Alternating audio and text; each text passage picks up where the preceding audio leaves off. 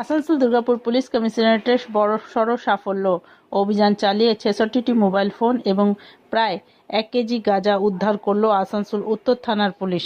নাকা চেকিং চলার সময় রাঁচি আসানসোল বাসে তল্লাশি চালিয়ে আসানসোলের জুবলি মোড়ে ৬৬টি মোবাইল ফোন এবং ১ কেজি গাঁজা উদ্ধার করা হয় আজ সকাল ১১টা নাগাদ।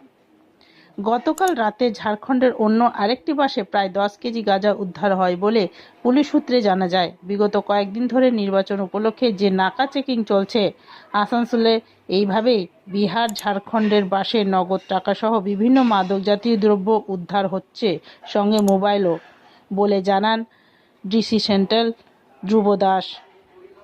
Green Asansol, clean Asansol. ইলেকশনকে মাথায় রেখে আমাদের এই জুবলি মোড়ে কন্টিনিউয়াস আমরা নাকা করছি। তো এখানে আমরা কালকেও কিছু সাকসেস পেয়েছি, কালকেও কিছু পেয়েছি, আজকেও আমরা আজকে কিছুক্ষণ আগে আমরা একটা ঝাড়খণ্ড থেকে আসা বাসে 1 কিলোর বেশি কিছু গাঁজা আর আমরা মোবাইল হ্যান্ডসেট পেয়েছি। মোটামুটি 55-66 হ্যান্ডসেট আছে, ওটা আমরা দেখছি।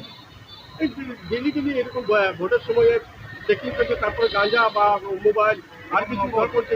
সেটা তো আমি বলতে পারবো না, আমরা চেকিং এরকম মাঝে মাঝে করে থাকি এবং এরকম কিছু আর্টিকেল আমরা পাই। ভোটের সময় তো অনেক কিছু ঢুকতে পারে। ভোটের সময় একটু বেশি করে করা হচ্ছে, এটা ঠিক, কিন্তু সারা বছরই আমরা এটা করি। এখনো পর্যন্ত কতটা ক্যাশ কিছু পাওয়া গেছে? না, এখনো পর্যন্ত আমি এই টাকা পয়েন্টে ক্যাশ আমরা পাই। একটু বিহার ঝাড়খণ্ডের বাসে বেশি পাওয়া যাচ্ছে। হ্যাঁ, বিহার ঝাড়খণ্ড থেকে আসা বাসে আমরা এখনো পর্যন্ত পেয়েছি। কাল রাত্রে গাঁজা কাল রাতে আমরা 10 কিলো 100 গ্রাম গাঁজা পেয়েছি, কেস হয়েছে, ইনভেস্টিগেশন চলছে। হ্যাঁ, ওটা ওই বাস থেকে।